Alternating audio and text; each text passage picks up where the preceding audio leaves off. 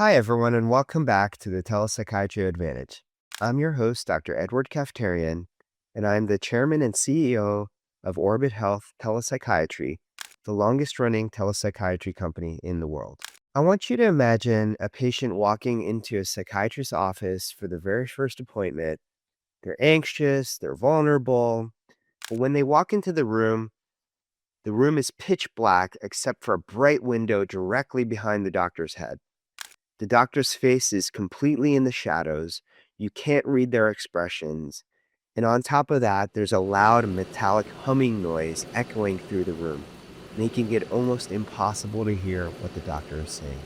Now, the doctor is not maintaining eye contact with the patient. The doctor is continuously looking down. How do you think that patient would feel? If a patient walked into a physical clinic like that, they would turn around and walk right back out, probably. Or at least they wouldn't want to come back. And as psychiatrists, we spend years looking how to curate our physical offices to project safety, warmth, and professionalism. We buy comfortable chairs, we adjust the lamps, we use white noise machines to protect privacy. But the moment we switch to telepsychiatry, some of us completely forget about that. Every single day, highly skilled psychiatrists unknowingly create a terrible environment digitally. When you practice remotely, your video feed is your clinic. If your lighting is awful, if your camera angle is condescending, or if your audio is echoing, the therapeutic alliance is fractured before you even say hello. It doesn't matter how brilliant your diagnostic skills are.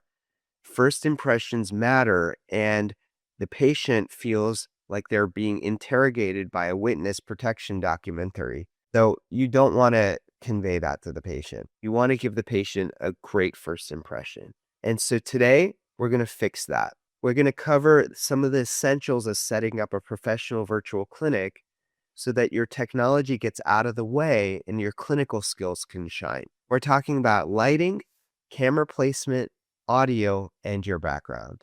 Now, there are other elements to a professional environment, but these are the most basic. And in future episodes, we may dive more in depth in each of these areas, but I want to give you a general overview so that at least you have the basics and you're not creating a really poor environment for delivering virtual care. In fact, do some basic things and the patient experience and your experience is going to be much better.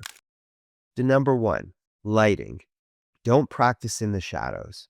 Psychiatry is a field that relies heavily on microexpressions. We need to see the patient's eyes tear up, a slight furrow of the brow, or a flattened affect that might be slight, so slight that our expertise, years of training would pick that up. But guess what? They need to see that from us as well. Empathy is a two-way street, and that is important visually. The light can be really suboptimal if it's coming from the wrong direction. For example, if it's coming from one direction in a way that's from your left-hand side or right-hand side, that can make half of your face lit up and the other half dark. If it's coming from the window behind you, you can be completely silhouetted. And if it's coming from underneath, it can look like you're telling a ghost story. And then coming from the top also gives the wrong angle for light. So what you need to do is to provide a light source that is front-facing, diffused lighting, and you never have your primary light source behind you.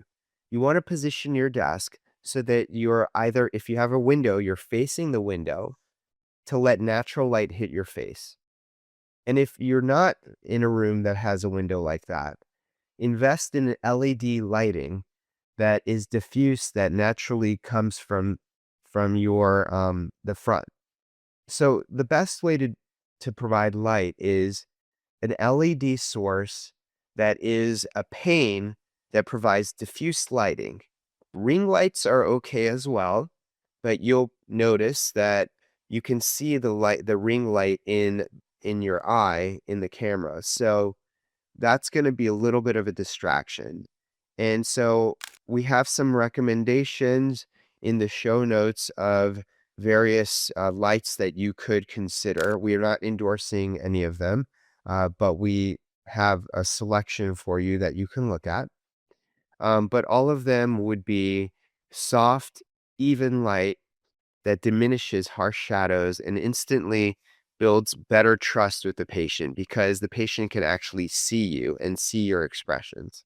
You also want to make sure that the patient's face is lit up too with diffuse even light. Number 2, camera placement, the illusion of eye contact. One of the most disorienting things for a patient in telepsychiatry is feeling like their doctor isn't looking at them. This happens when your camera is placed in a position poorly or when you're staring at a completely different monitor to read an EMR. So, for example, let's say that I'm talking to you like this, where I'm speaking in a direct and looking in a direction that the camera is not faced in. Now, I change my head angle and I'm looking straight at the camera, or at least close to the camera. Doesn't it look like I'm paying more attention? Doesn't it look like I care more? This is a small thing that has big implications. As much as possible, you need to look at the camera. And I get it that sometimes you're going to have to look down at the EMR, you're going to look at your notes, but try to simulate an office environment where even though the doctor may be consulting the computer and looking at it from time to time, they have eye contact directly with the patient. And you want to do the same. You want to pay extra attention because that's an area that a lot of doctors fail to address. So if you're using a laptop on your desk and you're looking down at the screen like this, your camera is shooting up your nose. And psychologically, this makes you look domineering or condescending. Um, Also, if your camera is mounted up high, you look like you're diminished. Okay. So the camera needs to be at the eye level. You can use a laptop stand, you can use a monitor arm. And again, we're going to have some suggestions for devices that you can use to prop up your camera and help you establish direct eye contact with the patient or at least virtual eye contact. Now, what you want to do, one of the tips that I can give you to help simulate eye contact is to drag the window containing the patient's video feed and place it toward the center of your screen right underneath the webcam lens. Even when you're looking at the patient's face uh, in the video screen, it's so close to where the camera is that it looks like you're looking at the patient. So the more you can look directly at the camera, the better the experience is going to be for the patient. Number 3, audio, the unsung hero of telehealth. So here's the golden rule of broadcasting that perfectly applies to telepsychiatry. People will forgive bad video, but they will never forgive bad audio. If your video is a little grainy, the patient will still talk to you.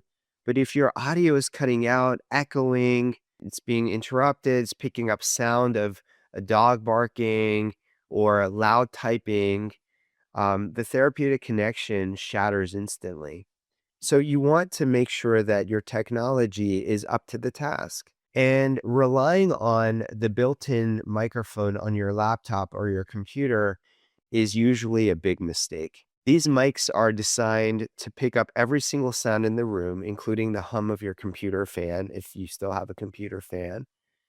And you want a better quality audio by investing in a dedicated external microphone. A high quality USB condenser mic that's placed on your desk right below you, or a professional headset with a boom mic, or one of those clip on microphones. They'll isolate your voice and make you sound incredibly clear. And additionally, uh, if you wear headphones or earbuds, that might be a slight distraction, but that might be better than poor audio. So the main point here is audio is very easily diminished, and it can make an incredible difference in the patient's experience and the quality of your rapport with the patient. So invest in high quality audio devices, and also make sure that the patient also has a device that is reasonable and reasonably effective in transmitting the audio in a clear way. Okay, number 4, the background, clean, clinical, and undistracting. So let's talk about what the patient sees behind you. I advise against using digital, blurred, or fake backgrounds if you can avoid it. I mean, sometimes it's unavoidable. And if your background looks unprofessional, then a digital background is probably better than an unprofessional background. Definitely is better. And you need to make sure that you choose the right type of digital background that shows professionalism. But the problem with some of these backgrounds is that they clip around your hair or make your hands disappear when you gesture, which can be really distracting for a psychiatric patient.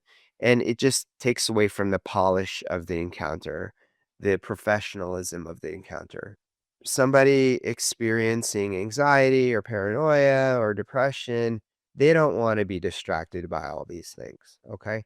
So the fix is to curate your background, to have a real background, a physical one.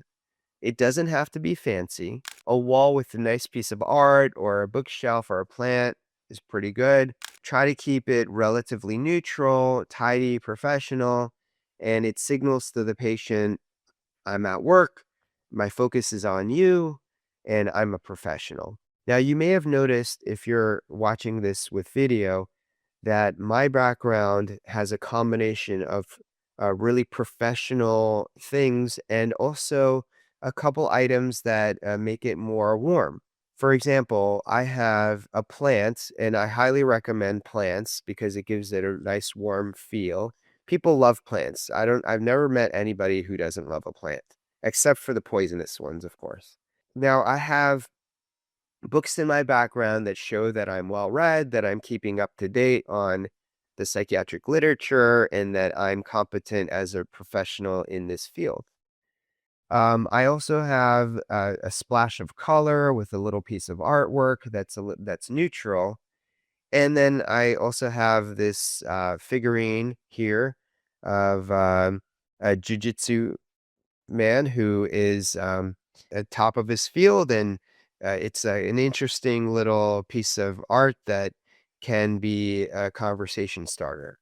So it's not that your background has to be boring. You can have some interesting elements to spice it up and to, make it more interesting for the person viewing it. You don't want to make it too distracting. And so you want to choose your pieces of art carefully so that they can be conversation starters, but it's not going to be all about the artwork, and it's not going to give the patient some sort of weird bad feeling. Also, you don't want the patient to be distracted by the artwork for the entire appointment. Another thing to note is that you want to keep some of your personal touches away from the camera. I mean, it's okay to give a little bit of your personality. For example, this jujitsu guy behind me conveys my personality as somebody who likes to do Brazilian jiu-jitsu, but I don't have pictures of family. I don't have really personal things up there because you don't want the session to be about you. And the patient is going to read deeply into everything that you display behind you. So I've worked at the intersection of psychiatry and technology for uh, almost 2 decades now. I've partnered with doctors all over the country, mostly in California, but all over the country as well. And I promise you that there is a great variety of how people address their virtual clinic. And I promise you that taking 30 minutes to optimize your lighting, your camera, your audio, it's going to fundamentally change the way the patients respond to you online, and it's going to make the appointment more pleasant. You're going to achieve better rapport with your patients, but it requires that you pay attention to it because there are a lot of doctors that don't consider it, they don't think about it, and as a result, they could be the best doctor in the world, but the patient gets a bad impression. So, the goal of the Telepsychiatry Advantage is simple: to raise the standard for clinicians, for systems, and ultimately for patients. And when your digital environment is flawless, the technology fades into the background and the human connection takes center stage. And that's what it's all about. It's about the connection between you and your patient. So thank you for joining me today. Keep raising the standard.